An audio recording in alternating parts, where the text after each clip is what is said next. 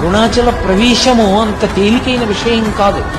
అరుణాచలంలోకి వెళ్ళాడు అంటే వాడికి ఏదో అధికారం ఉంది, పరమేశ్వరానుగ్రహాన్ని పొంది ఉన్నాడని గుర్తు. అరుణాచలం వెళ్ళి అడగని వాడిది పాపం తప్ప, అరుణాచలం వెళ్ళినటువంటి వాడికి, అరుణాచలం వెళ్ళి ప్రార్థించిన వాడికి సాధారణంగా కోరిక తీరకపోవడం అన్నది ఉండదు. అంత ఎన్నో శరీరాలు తీసుకున్నటువంటి జీవుడు అరుణాచలం ఎప్పుడైనా విడితే, అక్కడ అరుణాచలం పట్టణంలోకి ప్రవేశిస్తే చాలు, వెంటనే అతని జీవయాత్రకి వేరే గీత గీస్తారు.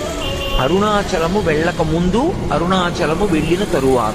అరుణాచలంలోకి వెళ్ళడానికి ఒకటే, పరమేశ్వర నాకేం తెలియదు, నాకున్నవన్నీ పాపాలే, నిన్ను నమ్ముకుని వస్తున్నాను, నువ్వే నన్ను అరుణాచల ప్రవేశం చేయించు అని అడిగినటువంటి వారికి అరుణాచల ప్రవేశం చేయిస్తారు తప్ప, అహంకృతితో కొంచెం డాంబికంగా బయలుదేరితే అరుణాచలంలోకి వెళ్ళరు అని జ్ఞాన సంబంధనాయనారంతటి మహానుభావుడు